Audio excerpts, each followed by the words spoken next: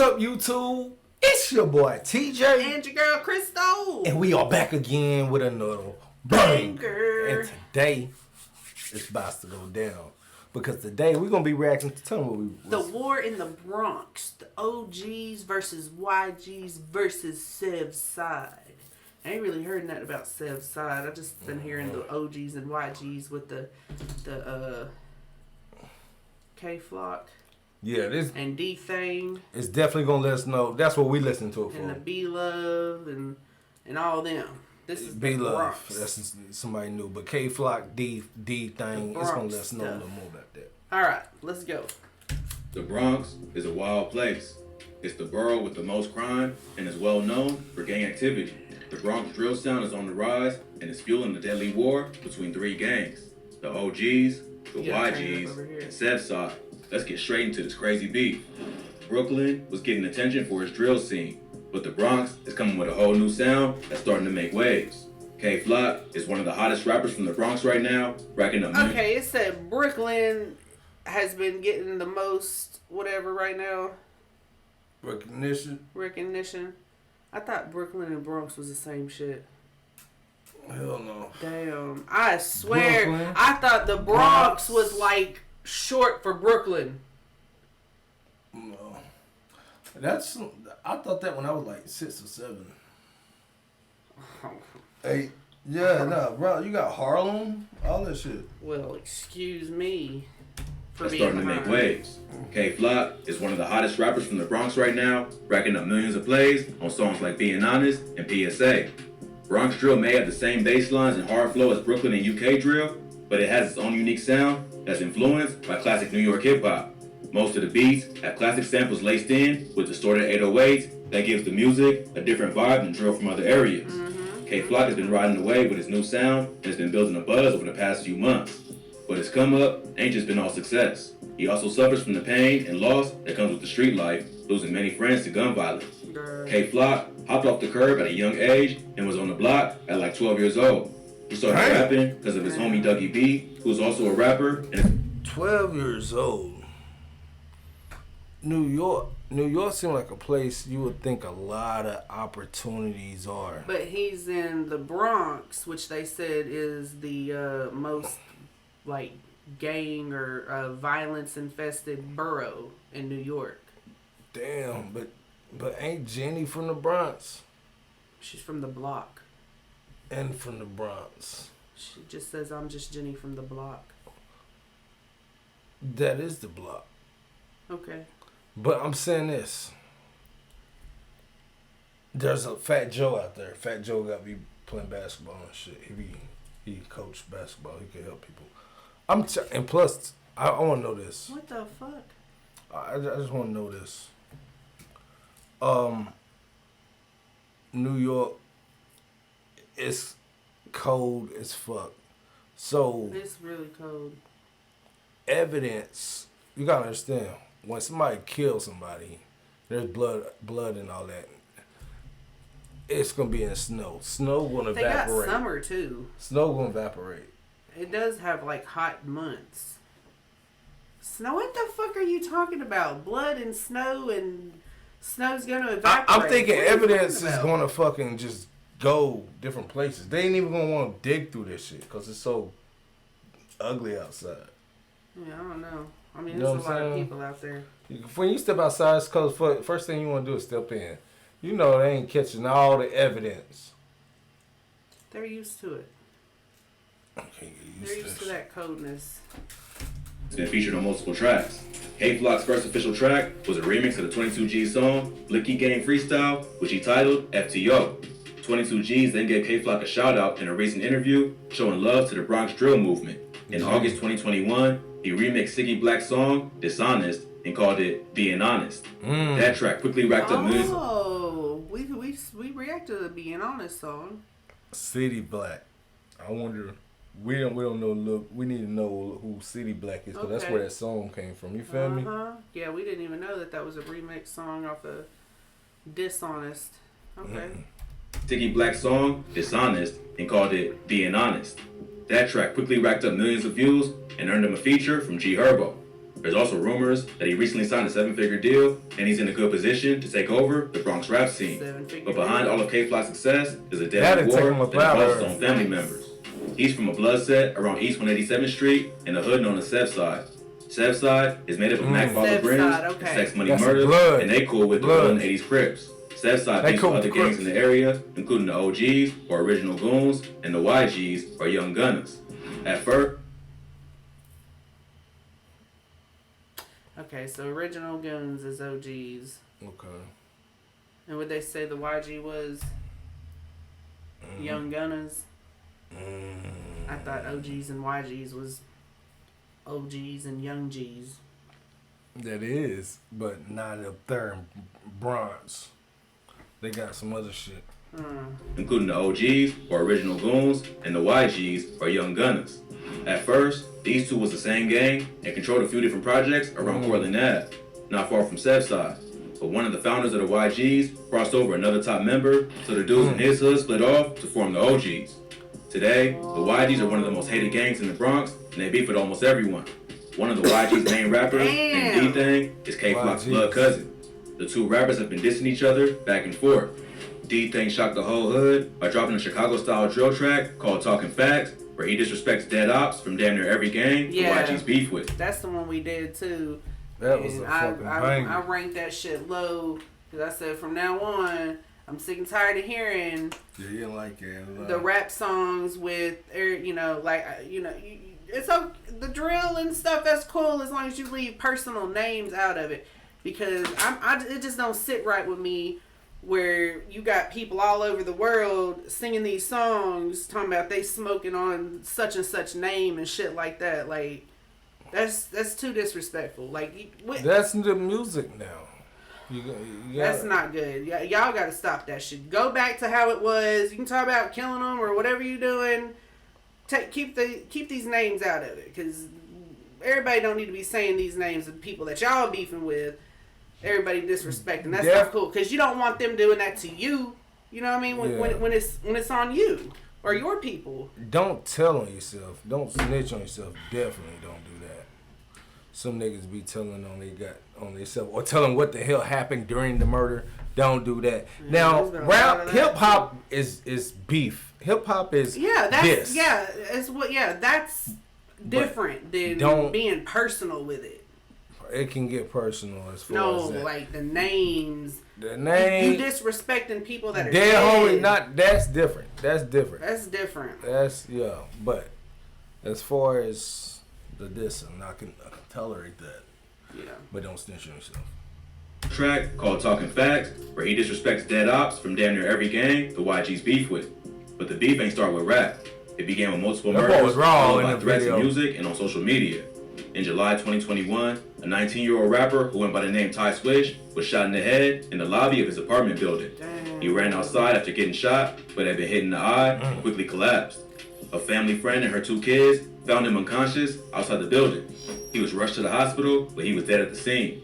Witnesses say the gunman fled in a dark-colored 4-door sedan, but was never identified. Friends and neighbors said Ty Swish was a good kid who never got in. This nigga said fled in a 4-door dark-colored sedan. That's damn near every fucking car out there, other than red or white. Damn near. Yeah. What happened to this? Trouble, but he was allegedly from Sex Money Murder, and they would quickly even the score for his death. A few days later, 13-year-old Jerry and Elliott was chased down and killed outside the Angels Cafe in the Belmont neighborhood of the Bronx. Jerry had just graduated from junior high and was turning 14 later that month. But even though he was young, he already claimed to be from the rolling 80s Crips.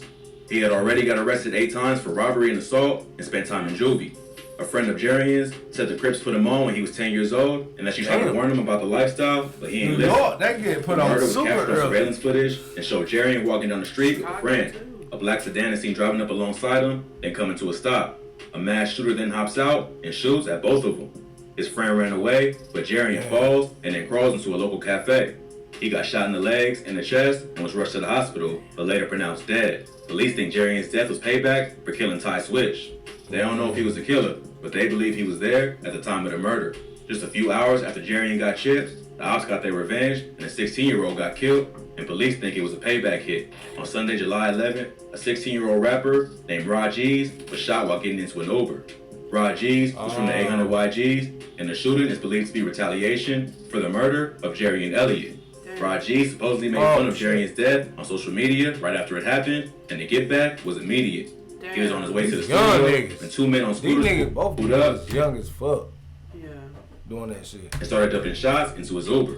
The whole thing was captured on the driver's dash cam and quickly went viral on social media. The rapper got shot once before, but survived. His mom said he was trying to turn his life around and was focusing on his music career, but he didn't get that chance, and instead became another casualty in this deadly war.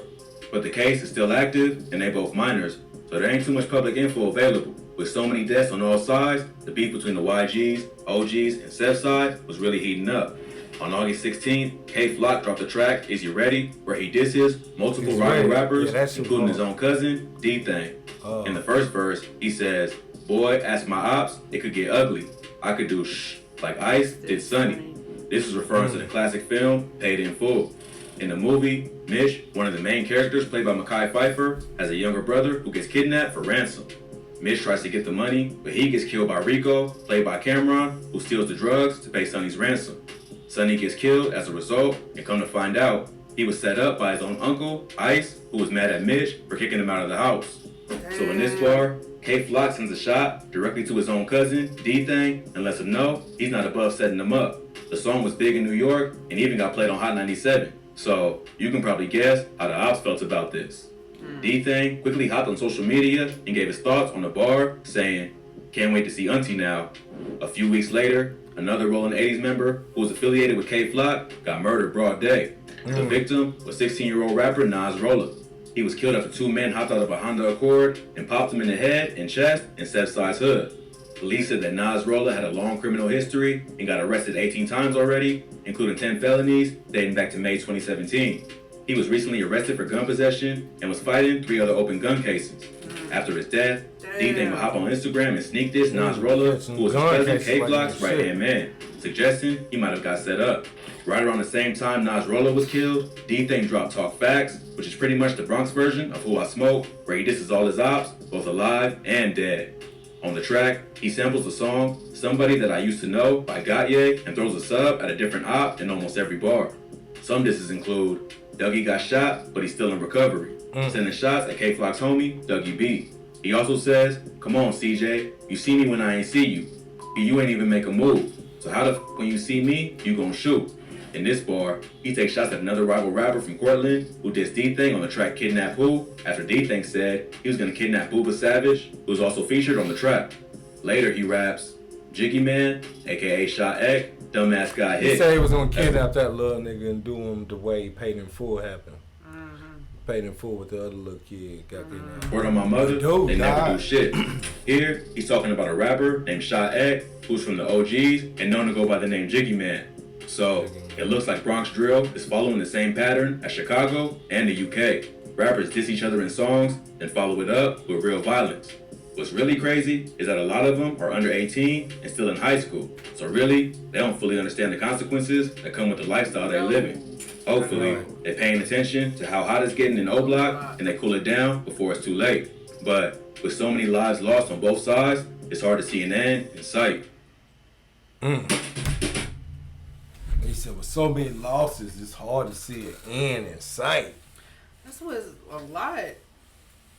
People just see, like, kids are just seeing the violence and how it's just cool almost, you know? Glorified. Yeah. And then they growing up watching their people die, so you get numb to it, I guess. You know?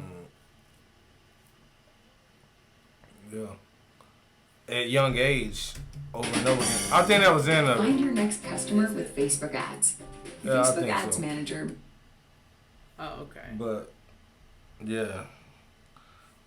So many people die. And if your homie didn't die, then somebody you knew died. You know what I'm saying? Or knew of.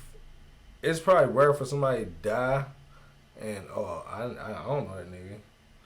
Or you might not know that one, but later on that day, somebody might die you fucking seen before, or somebody you knew.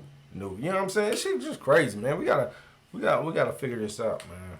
Definitely, man. Because it's making hip hop look bad. I mean, not the dissing, but like the street shit that happens behind it. Man, how's most street shit happening behind rap than street shit? Hip hop started just like trying to tell the stories of what was going on, you know what I mean? Mm-hmm. It wasn't trying to glorify it, but then all of a sudden it got glorified. Like everybody was like, oh, you know, and then all the hood movies coming out. And it was what it was yes, you're right. Everybody's like, I want to be a gangster. But it went, and what it was what made everybody feel like it could be a gangster is when everybody had that swag song shit. Even the motherfuckers who was quiet, but they had money. They could dress in all those clothes, and then they had them skinny tight motherfuckers. So even everybody, you had motherfuckers who was gay and shit. You look like the gangsters. You know what I'm saying? Because everybody had tight ass pants. You didn't know who was who. And then it all went into hip hop, and they was doing the shit. And then started glorifying drug dealers. Like, it was cool to be drug dealers. Like, that was most of what hip-hop was when we was growing up, was the drug dealers and shit. Mm-hmm. And now you got the drug users. Should be crazy, baby. Like, the kids now, where they're talking about drinking lean and doing all these pills and shit like that, our generation was calling y'all junkies. Like, that was junkie moves. Like New Jack City, Pookie. People was doing it back then, but they wasn't putting it in their songs. Like, they were doing that behind the scenes and stuff. You didn't want to get caught doing shit like that. Cause, well, what the fuck, you a junkie? Right. But and now it's glorified. They will follow Pookie versus follow fucking yeah, Pookie. Snipes. Yeah. What the fuck? Yeah. But I mean, it wasn't cool to glorify drug dealers either, because that's what's going on. Duh. Well, y'all, I definitely enjoyed this. Yiddy. Yeah. Taught us a lot about the YGs, OGs, and SevSide. Young Gunners. And original Goons. Yeah. Straight up, man. Mm-hmm. And then SevSide's a whole different entity. Right. So, shit crazy, man. But we look forward to digging deeper, man. Let us know any more you want us to react to like this. How many likes should this video get for that to happen?